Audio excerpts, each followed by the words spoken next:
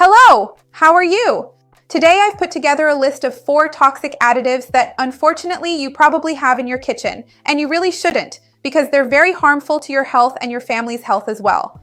I'm going to tell you what these additives are and in which foods you usually find them so you can stop consuming them. You're going to love this video, so stay until the end. You won't want to miss it. If you love videos about nutrition, health, and fitness, you're going to love this channel. So go ahead and subscribe. Remember to turn on the notification bell to get updates. I post new videos every day and you're going to love them. So let's start our video by talking about these food additives. I have several great videos here on the channel talking more about this relationship with the industry, how not to be fooled by food labels, about pesticides. I'll leave those videos linked below for you who are concerned about your daily diet. Tell me, do you usually look at food labels, pay attention to the additives listed there, or the ingredients? Sometimes you don't even recognize the names or really understand what they are. Do you prioritize foods with fewer additives when you shop? Or has this never really been something you thought about until now? Let me know down below. And if you like videos like this, with practical, easy tips for changes you can make to improve your health and your family's health, leave a like and I'll come back and make more videos like this for you. The first additive on our list, I can't start this list with anything other than sodium nitrate and sodium nitrite. Both nitrate and nitrite are commonly used preservatives employed by the food industry, which are typically added to various processed meats, such as mortadella, ham, salami, sausage, and other processed meat products in general, primarily to make them appear much pinker and to significantly increase their shelf life, thereby making the product last considerably longer. So many times, when you purchase these processed food products, you will often see it clearly listed on the label as a preservative, or more specifically, as a food additive. And we already know that these products, especially when they are heated to higher temperatures, have been proven to increase your risk of developing cancer. I even have a video here on the channel talking more about which foods have been scientifically proven to increase the risk of cancer, and nitrates and nitrites are on that list. So ideally, you should try to avoid them in your diet as much as possible. Always check the label, and when you see them in foods, it's important that you avoid consuming them. That doesn't mean you'll never eat ham again in your life. Just avoid it as much as possible and save it for special occasions.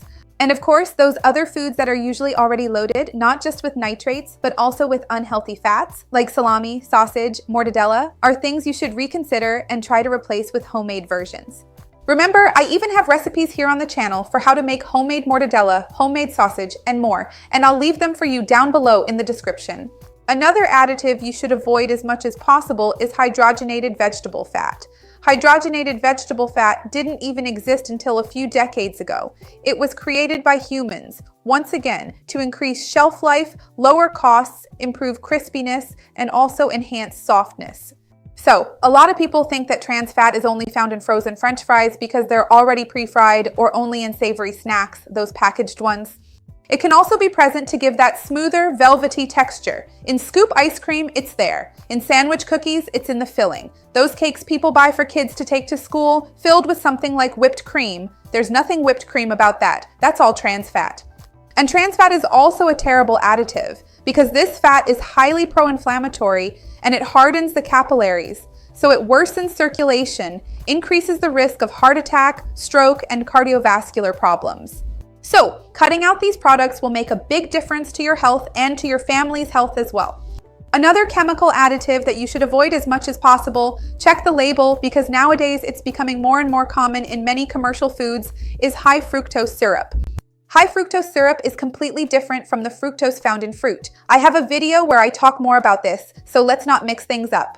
Industrialized high fructose syrup can really increase your risk of diabetes. It raises the concentration of fat in the visceral area, increases the likelihood of metabolic syndrome, is terrible for weight gain, worsens your metabolism, makes it harder for you to lose weight, and also increases inflammation in your body.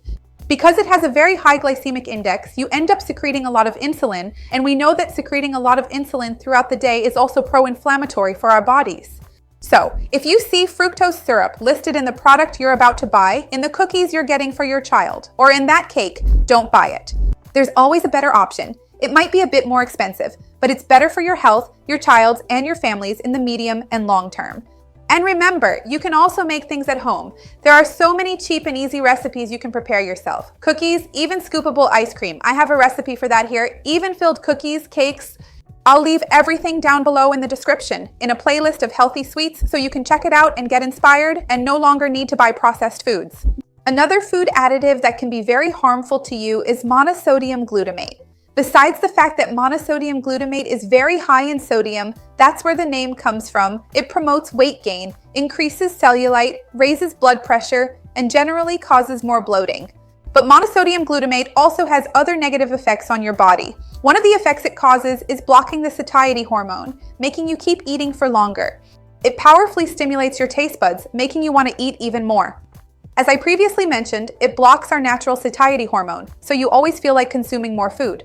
Furthermore, some studies have already found that regular consumption of monosodium glutamate may be associated with muscle weakness, fatigue, forgetfulness, headaches.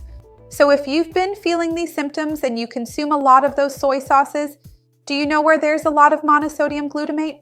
Microwave popcorn, those seasoning broths, cubes, packets. All of those have a lot of monosodium glutamate to enhance the flavor. Anything that's highly processed, like those instant noodles, like ramen, the kind where you just add water and close the lid. All of those contain a lot of monosodium glutamate, and you should avoid consuming them as much as possible. I have a video here where I talk more about soy sauce and another video about instant noodles as well. I'll leave them down below in the description for you. Remember that I also have a video here on the channel talking about the biggest mistakes in the kitchen when it comes to cooking, food safety, contamination, and various mistakes you might end up making in your daily food preparation that can be bad for your health and even for saving money. So I'll leave this video down below in the description for you. So don't forget to check out these videos and playlists that I'll leave down below because your health will definitely thank you.